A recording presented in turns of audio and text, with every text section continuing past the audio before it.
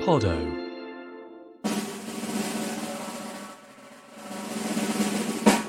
Welcome to A Pod Too Far, the place where Michael Caine is still in his first flush of youth. I'm Rob Hutton, and I'm trying to get to Berlin and get the boys back home. But if I want to do that, maybe I need to call on the services of a borderline psychopath. With me is Duncan Weldon. Very good. And we're watching Patton.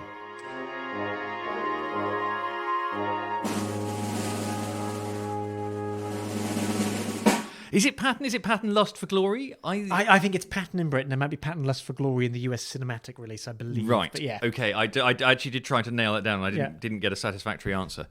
When I came to look at my notes from watching the film, just on one page I've scrawled, "He is nuts." This is the story of General George S. Patton. Yeah. It's a classic biopic picture. And, Yeah. it's a kind they rarely make nowadays. Oh, and it takes him from sort of the tail end of Operation Torch, the North Africa, capture of North Africa, to End of the war in end Europe. of the war. So that's what, 2.5 years. Really? Yeah. Had you seen this before? I had seen this before. I'd seen it a couple of times before. It's the first time I'd seen it in good 10, 15 years. I'll tell you what, it's a good film. I hadn't realised it was Francis Coppola that wrote the screenplay.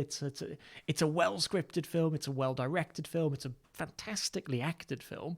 And it's a good story. Yes, I mean, I have to admit, I'd seen the opening speech before, but I had not seen the rest of it. And yes, I was actually, I watched it while sick on the sofa. And it's a perfect film to watch under the duvet. And it's also so that decision that this is the story of Patton from sort of US involvement in North Africa in the war till the end of the war in Europe. You're missing out sort of the bulk of Patton's career, and he's just this everything you expect to be true about Patton as this sort of bullish fighting American general is true. Like, he takes part in the US expedition into Mexico in the 1910s. He's a cavalryman. He's a fencing champion. He designs the saber that US cavalry are holding. He's this sort of swashbuckling, fighting cavalryman. He then, transfers that to tanks later in the war. Yes, does he develop US sort of armor tactics? Yeah. Basically, sort of the first version. Yeah. So, we talked about how the Americans have a view of the war, which by the way, is the war in Europe that we see here is the American view of the war, which is basically North Africa, Sicily, D-Day. Well, it's not in D-Day. Battle of the Bulge. Yeah. The end. The end. Yeah. I have a British version sort of the war, Norway, which is Dunkirk, Norway, North Africa. Dunkirk, El Alamein, Bridge Too Far. Yeah. Not clear what happens after Arnhem. Yeah. Something happens, eventually the war ends. Something or other has happened. It's basically over. Yeah. And so Patton is kind of, obviously, you're sort of aware of Patton, but I didn't know a huge amount about him. Al Murray, sort of friend of the podcast, excellent book, has a chapter on Patton, which actually is basically just a dissection of this amazing speech at the opening of it, which... Yes, most of what I know about Patton, I learned from Al Murray after watching this and from watching this film. Yeah, they haven't made much up, have they? No, and your scrawled note of this guy is nuts, I think is fair. Actually, sort of the best thing, counterintuitive, that could have happened to George Patton happened to George Patton, which is that he died at the end of the war, very soon afterwards. Yes, so, had he not, he would have ended up as another sort of McCarthy, the US general in Asia, who ended up having to be sacked by Truman. Urging the use of nuclear weapons. Urging the use of nuclear weapons in Korea. I mean, this was a guy who, was sort of almost, laboratory built for this war in Europe, 43 to 45, and there was very little to do with him afterwards. And I think, I think they hint at some of this stuff, but he's clearly not got a massive problem with everything that the Nazis were doing, and quite, again. I mean, we when we talked about Dirty Dozen, we talked about the sort of the current American view of the greatest generation. Yeah.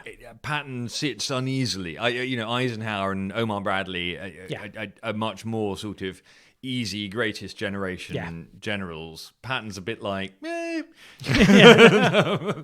maybe we should join the Nazis and just fight the Russians. So this film comes out in 1970. Yeah. Is this a Vietnam movie? That's an interesting one, in that it's... what's your argument for this one being a Vietnam movie? Well, I sort of think that a war movie made in America it can't be unaware of it. How is it not a Vietnam movie? I suppose would be my... Yes. Who are the people who are going to see this who are interested in the military who are not thinking about Southeast Asia. And is this when we bring up Richard Nixon and this film? And Richard Nixon definitely thinks He loves this film, doesn't he? How much does Richard Nixon love this film, Duncan? Richard Nixon loves this film so much that he keeps showing it in the White House in a private cinema. He makes Henry Kissinger watch it twice, and Henry Kissinger once manages to get out and makes, I've got a National Security Council meeting tomorrow, and you've already made me watch this film if you want. Richard Nixon loves this film so much that when he goes to China, Zhou Enlai watches the film before he arrives to better understand Richard Nixon. That's quite a lot, isn't it? Yeah. I would say that Richard Nixon loves this film so much that he watches it and then invades Cambodia. There are respectable sources. This is definitely an episode after which our podcast page our Facebook page will have links to interesting articles you can read around this. So there are respectable sources that say that the day before he makes a decision to invade Cambodia, he watches this film again. And you can't say, George C. Scott made me do it. Yeah. But I suppose the thing is, if you're sitting there thinking, am I going to do the thing that all the pointy heads are telling me is a sensible thing to do? Yeah. Or am I going to be a man of destiny and do the bold thing? Yeah. Watch Patton again. No. Very, very, very strong sense that this is encouraging nutso people to be nuts. Yeah, but that was presumably not the intention of the makers. It's probably they did not expect Cambodia to be invaded as a result of their film. I doubt it. Yeah, I mean, because it's not a. It's not hagiography. It's a fairly rounded portrayal of Patton. It's got the incident in Sicily when he it's a soldier slapping incident. When he goes to the hospital and soldier's got traumatic stress, shell shock, whatever, no physical injury, and that was a big thing at the time that Patton was reprimanded for. But you didn't have to show that in the film, and they put it in. No, I think it would be. I mean, it's sort of because it does explain why he's in disgrace. Yeah, he's very much his low point. I noted that Patton is both the hero and the villain of this film. I mean, he's basically all of the characters. He is, yeah. It's not quite that he's his own worst enemy. That's not quite right, because he's definitely not his own enemy. He loves himself. Yeah. But unless you're Richard Nixon, you're Richard Nixon, you don't come out of this thinking, what a great guy. We should have put him in charge of more things. It's a long film. Let's talk about it. I would say the moment you want to come into this film is the first second is it's the opening speech. It's tremendous. So apparently George C. Scott refused to do the speech at first because he knew they wanted to put it at the front of the film, and he thought, no, we'll do this, and then I won't be able to beat it. That will be the summit of the film. And they said, it's fine, George, we'll show it at the end.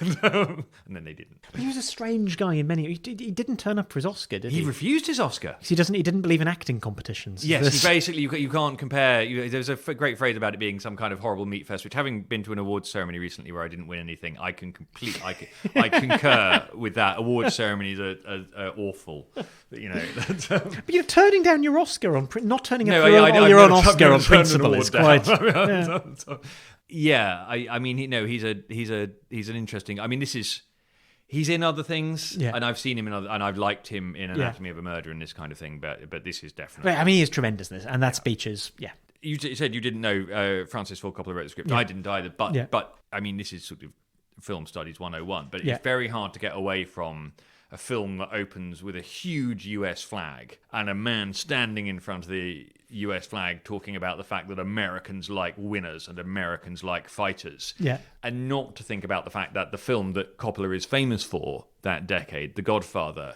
opens with the Undertaker saying, I believe in America. Having made that sort of sophomoric media studies A-level point, I don't quite know where to go with it, but I just thought this is a film about America in some. I mean, you've got a media studies A-level. I do. It's a bit rusty, but I do have it. I can see why Richard Nixon liked this film so much. Put it that way. What is this film? This film is a story of America in the Second World War, a Second World War that was very much won by America, and the Brits are just annoying and cause problems. And how is the war won? It's won by hard men like Patton who cause problems, but if you can point them in the right direction, they're going to do the job. And you need, Yeah. and one message of the film is you don't just need your Eisenhowers and your Bradleys and all of these sort of soldier statesmen, slightly more reasoned politicians. You know, we're fighting a war. We need people like... You need a man who is going to stand on top of a truck and shoot at a Messerschmitt with his pistol. Yes, that's what you need. That's what you need. That's sort of, you need a lunatic. Yeah. And yet, it's a Vietnam film. Again, it's very hard to watch a film.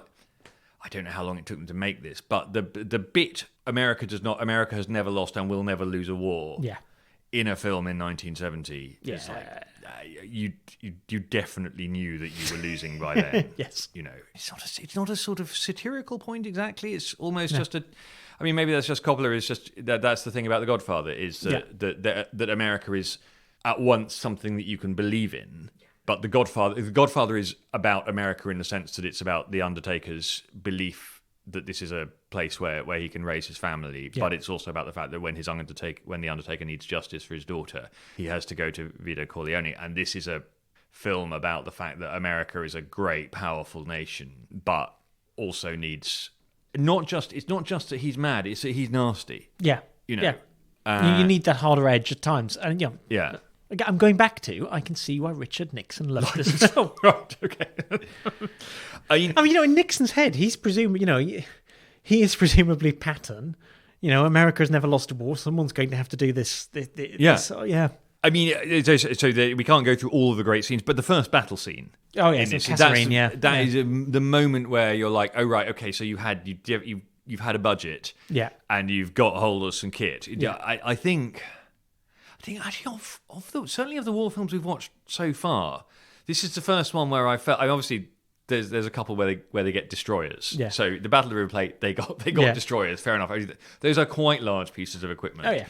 But somehow there's something more impressive. Yeah. About all of these tanks. Yeah. And, even more so than Bridge Too Far. Yeah. Which has a lot of armor in it, but this is this is a sort of an order of magnitude up. It does feel like you are actually watching the US Army and the German Army sort of. Although I did strike me that there's only ever two Messerschmitts in the air at any one time. It's slightly like Dambusters. They've got two. Yeah. So, I mean, I would also want to be called in for any scene with bagpipes and marching. Of course. I just don't know. I don't know why people don't like those things. I'll add that to the list along with riveting.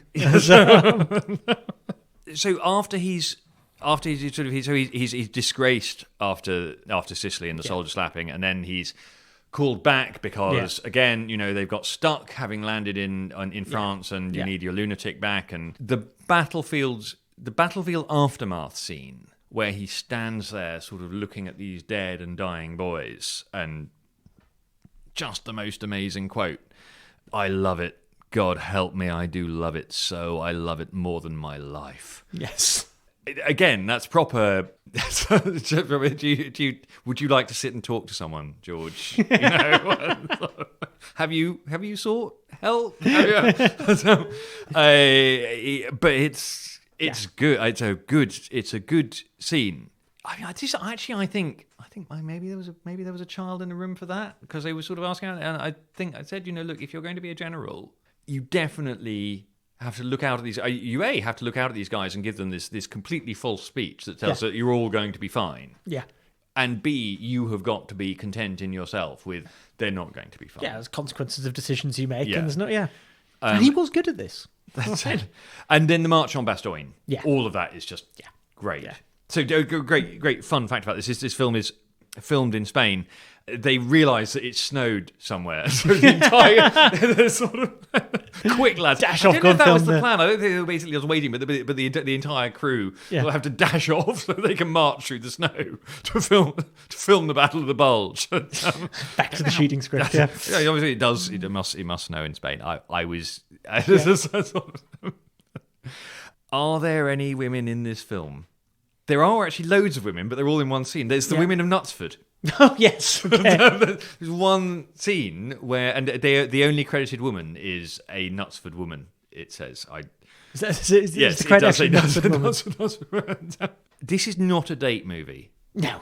I think. I mean, if anyone is listening and thinking unless about you're this going as a on a date movie, with Richard Nixon. Unless you're going on a date with this is not. If any women are listening to this and a man suggests that you go on a date to this film, run. That's all I'm going to say. Did you? I mean, I haven't even attempted to do a body count. Oh, we're into the thousands. How many people died in America's World War II? Yeah. I mean, it's going to be a big number. Yeah, it's going to be a big number. The weird thing, sort of stepping back, is the film's called Patton.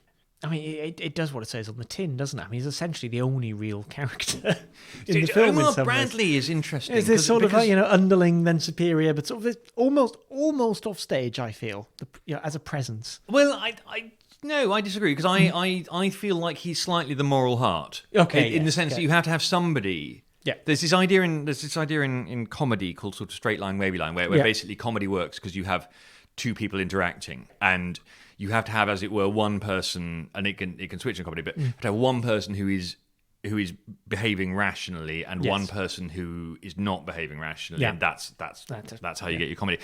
There's a dramatic version of this, which is if you're going to have George Scott as a lunatic, you've got to have someone standing nearby saying, "Is that really such a good idea?" But apparently, I mean, so this may be the least accurate bit about it. Apparently, Bradley and Patton more or less hated each other. Is that? Yeah, I don't think they got along. Although, nicely, Bradley makes quite a lot of money out of the Patton movie because he's a consultant on it, and it's partly based on his book. So this is, when you and I have fallen out completely, and you have then died, and they're making Weldon, Lust for Glory, I'm going to cash in. Yeah. That's all I'm going to say. I struggled with a best death. I mean, there's various sort of junior officers. Yeah, but it's not. It's not that there isn't any combat in this film.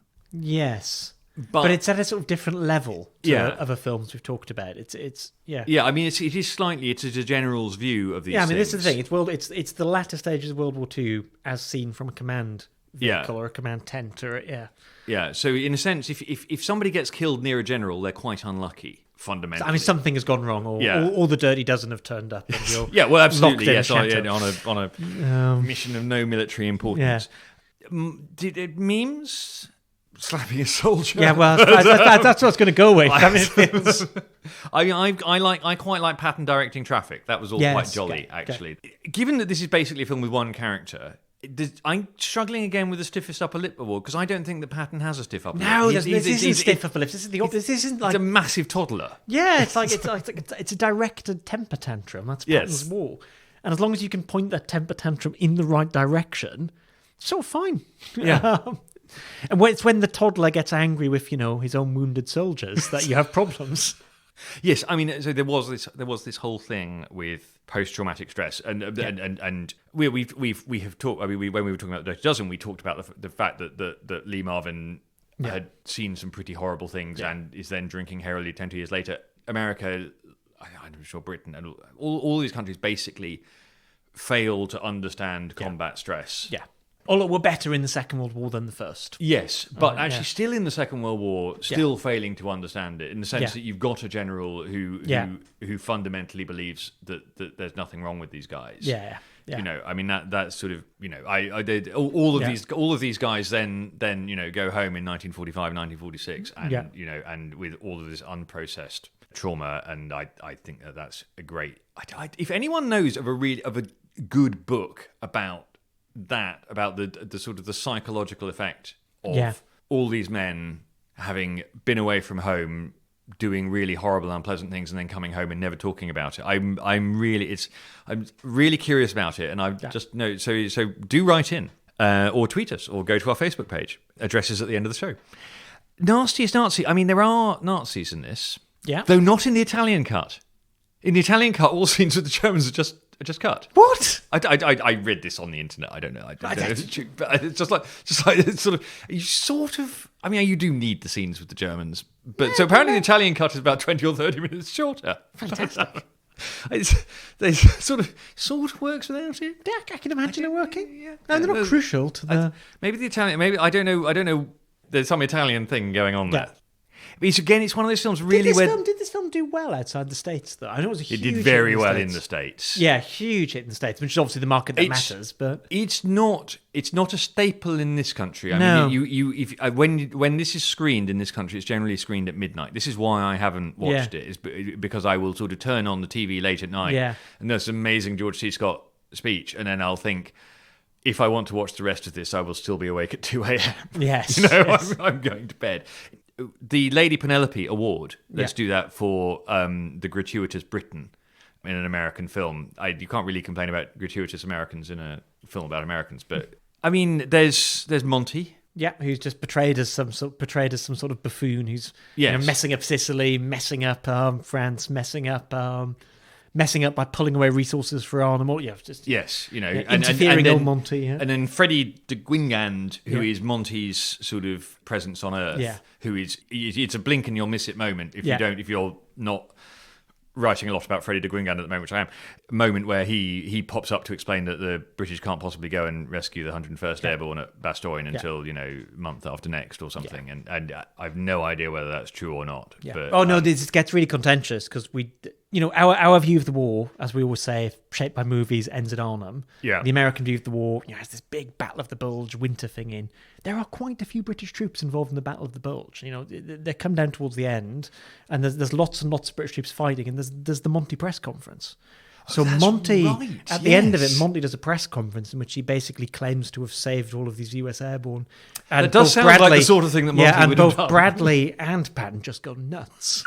So it's one of these sort of inter-allied spats towards the end. There are actually some nice lines about the Monty-Patton rivalry, because Monty is obviously offered up as the British version of Patton, and there's I now can't remember what the line is, but there's something like where Patton says, I sort of know I'm a lunatic, and he doesn't know he's I know I'm doing this for show. He doesn't know that. Yeah. Although you sort of think, do you though? George, do you? I mean, what both Monty and Patton seem to have understood is that soldiers needed to believe in their generals. Yeah, and they both spend a lot of time working on their image. With Monty, it's the tankers beret, and with Patton, it's the spats and the cavalryman's spats. And they've both got this, very distinctive look and style, and But I mean, it's so before, as it were, Patton's got to North Africa. Monty pitches up in Egypt in the middle of 1942 with the 8th Army, who are a bit on their uppers and who are a bit daunted by Rommel. And he decides, now, he says afterwards, I was sort of doing this. I did enjoy it, but I was really doing this because the men needed it. A certain extent to which you sense that Monty really did enjoy it, but that he thought, they've got Rommel, the enemy's got Rommel. Our guys need to believe they've got someone too, and so I will be that person. Yeah, it's a version of the do we need a psychopath? It's do we need a massively vain martinet? Because of course Arnhem is partly a function of Monty's vanity. There's an awful lot of that in this as well. There's sort of in the race across Sicily. Yeah, and there's a moment where Patton says, "Look, I know you're angry with me for throwing all of these men, into the meat grinder in order to get there. But if we'd gone slower, more of them would have died. Maybe not. Yeah. I mean, there is some truth in that, but it's tricky, isn't it? It's tricky. This is one in which, as opposed to we started with the Nazi question, the sort of all of the villains in this are on the Allied side. Yeah. As far as Patton's concerned, Monty is the enemy. Monty's the real enemy, yes. Yeah. Getting in the way. I mean, as it turns out, he's quite happy with the Germans. Yeah. The trouble with this is that the completely implausible moments, like giving the chaplain a Bronze Star for the prayer the prayer for rain, or the prayer for not rain, I can't remember which is, that's true. Oh, yeah. I'm going back to your first scrawled quote, "This man is nuts." I think that may have been when I wrote it. The only bit of this I thought I don't believe is the bit where you go to the German sort of command bunker and they seem to be keeping score on the Allied generals. Yes, I'm sure they're not doing that. Yeah. Why? Got past the time somehow. Nothing else to do. Maybe they've got a sweep going about who's going to get to Berlin first. I don't think they were doing that well. No, but otherwise, I do think it's not a bad. As cinema goes, I think it's quite an accurate portrayal of the war from Patton's point of view, 43 to 45, whatever. Yeah. And in terms of problematic moments, Patton is a problematic figure. Yes. Yeah. So he is, and that's sort of the point. Yeah. So I think if you're making this again, you can more or less do it shot for shot. Yeah, It's and I not- think it there's was not easy. much. I think also even when this film was made, the film was probably, the whole process will have been made easier by the fact Patton was dead for 25 years at that point. Yes. It was much easier to give this sort of rounded, warts and all portrayal of a guy that's been dead for 2.5 decades. My favourite story about this, they wanted to make a Patton movie. Almost immediately, Yeah. they want to make a Patton movie. Yeah. And Patton's widow refuses point Yeah. blank. Patton's widow dies. They go back to the family the day after her funeral. And I would just say that was too soon, lads. I'd have given it the week. Yeah. And the family amazingly still say no. So they end up doing this without family cooperation, without access to his diaries. Although, from what I understand, his diaries make him sound sort of completely nuts. Yeah, too. but you don't need them. You've got Omar Bradley, but it's 25 years. You've got this time. You've got this space. You can. I mean, it would have been a much worse film if it was done immediately after his death, and they were. Yeah, you don't want it can't be respectful. It's apparently Patton, the real Patton, had the wrong voice to be Patton. He's got quite a high pitched voice. Yeah. And there's a theory that's why he swears so much. Though there's a lovely quote in the Almari book about that this is how you communicate with people is you get your soldier's attention by swearing. But this film, I don't know what rating this film was, but apparently they had to tone down the swearing in the speech for this film so to get it released, which is sort of bizarre in 1970 because this was never going to be a U. No. But apparently he's got this quite a high pitched voice, whereas obviously George has got the voice that Patton ought to have had, the voice that Patton wanted to have. I mean, let's. The best lines, all of the best lines, I think, basically are in the first 5 minutes. Yeah. No bastard ever won a war by dying for his country. He won it by making the other poor dumb bastard die for his country. All of it. It's just you could just read all of it. They the bilious bastards who wrote stuff about individuality for the Saturday Evening Post don't know anything more about real battle than they do about fornicating, and that was not how he put it. Apparently, it's all gold. All of that, which is more or less. I now can't think of that opening speech without imagining Richard Nixon watching it and loving every moment. Yeah. I mean, is this Duncan? Is this the operation that changed the course of World War II? Well, this is the course of World War II. Yeah, this is the course of World War II. I think of all of the films we've spoken about, this one's got the best claim to it. And that it is that grand sweep of the war in the West. And yes, it overplays the American role, American contribution compared to Britain and the other allies, and yes, it overplays Patton within that, but it's not a bad retelling of the second half of the war in Europe at all. Yes, actually, if you're British and you want the American version of the war, it's a really good primer. Yeah. Yes, the only thing it's missing is D-Day, which upset him, but worth dying for. I think it's a great film. I do. Yeah. I think the acting is phenomenal. Even though he turned down the Oscar, it was well deserved. The script is really good. The direction's fantastic. It's maybe a little bit too long. It does have an intermission. Did you stream it? Does the streaming have an intermission? No, they've cut the intermission from my stream. The DVD has a moment where it just says intermission. Oh, amazing. So I paused it and went and got something. As the director intended. I think it's the first time I'd seen it in a long time, and I think it's a genuinely really good film. Yes, I think that was definitely the first time that I had watched it from beginning to end in one sitting with an intermission, and I absolutely loved it. Ladies and gentlemen, Patton. That was A Pod Too Far with me, Robert Hutton, and Duncan Weldon. Thanks for listening. Please subscribe, and if you liked it, rate and review us. You can drop us a line at podtoofar@gmail.com or on Twitter @podtoofar. If you want to watch along with us, next week, The Man Who Never Was.